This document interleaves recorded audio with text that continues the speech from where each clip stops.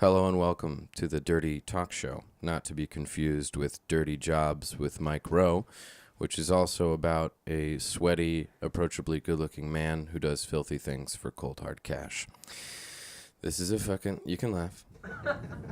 This is a fucking podcast in which I, Zachary Weber, actor, writer, comedian, and romantic and erotic audiobook narrator, make my friends come in and talk about their lives, their sex lives, and then I make them do my job, which is to say I make them narrate erotica, but it's with a twist.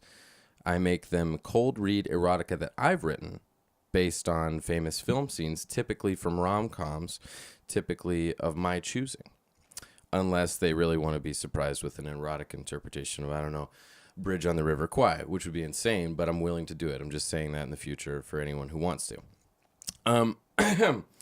Today on the show we have Paige Elkington, the most beautiful lady I've ever seen. Say hello. Hey. How are you feeling today?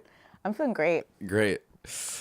Today, Paige will be reading a selection from a horrifying thing I've titled "When Horny Met Silly," which, if you haven't guessed, is a literary porn parody of my and, shall I say, America's actual favorite rom-com, When Harry Met Sally.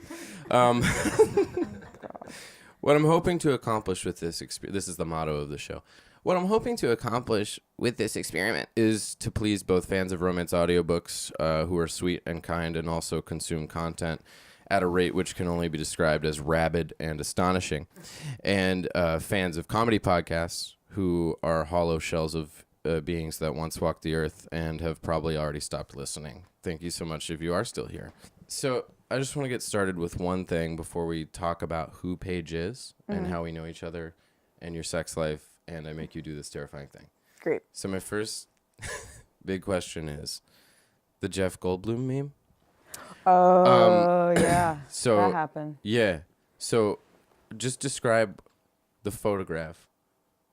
Just describe what's in the photograph, like how it all began. Okay. We're going to put it up on the thing. So it's me, Jeff Goldblum, and my friend Kate. Kate. And he has, he's cradling me in one arm, and he's kind of like giving her And yours like and front she's in a headlock. So once that photo became a meme, there was like all this talk that it was violent, that he was or actually a that bad he's guy. That he's hurting underage girls, which, by the way, we both know I'm not fucking underage. I'm 31. You are? Yeah. No, I knew that. But I'm like, thanks.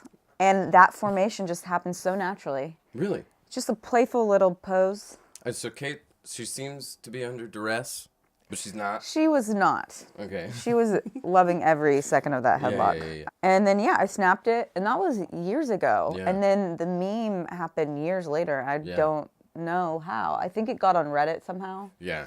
And then That's it just usually where it took off starts. from there. Yeah. Okay, now let's move on to you and talking about you. You sent me 3 bios, and I'm going to read all of them verbatim. Okay. Ready? No. Here's the first one.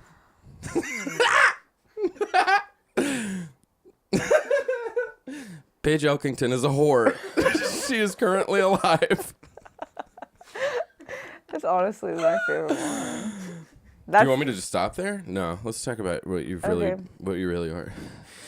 Paige Elkington is from Knoxville, Tennessee, and lives in Los Angeles, California. She is a multi-hyphenate model, actor, writer. Yes, you are. She is involved with criminal justice and prison reform in L.A. She just finished writing a pilot and is starting to write her first feature. And that's all true, and I love your writing. So I got my Nalgene. I went to Burning Man, and I lost my other one. You went to Burning Man? Yeah, in 2016. Really? I lost... Yeah, and I lost... Well, we got to talk about this. I have we haven't talked about this? many questions. Yeah, I had no idea. Yeah, it was nude I didn't for know you were in a 8 band, and I days. didn't know. I lost my Nalgene as soon as I got to Burning Man, and I was like, well, fuck, this is the one place I need water the most, and I already drink a lot of water.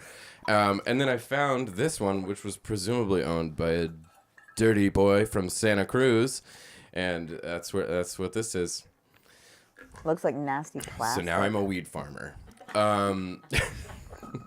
Anyway, who are you fucking? Oh, I'm not going to say... Don't say who you're fucking. I'm not going But to talk say about how you fuck. his name, but I'll talk about how. Oh, it's a he? We've already got a hint. It's a he.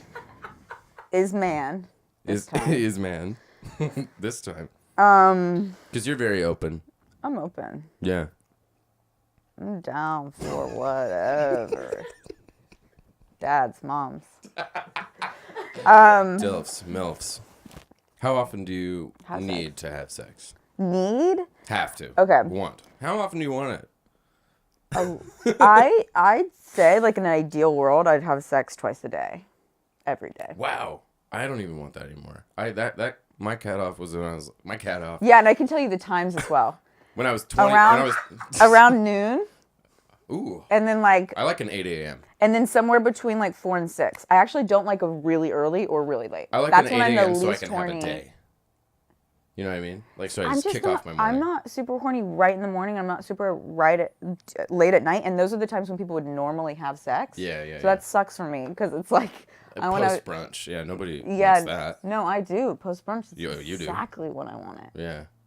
Without further ado, when Horny met Silly, she had to go drive me absolutely bonkers this whole trip.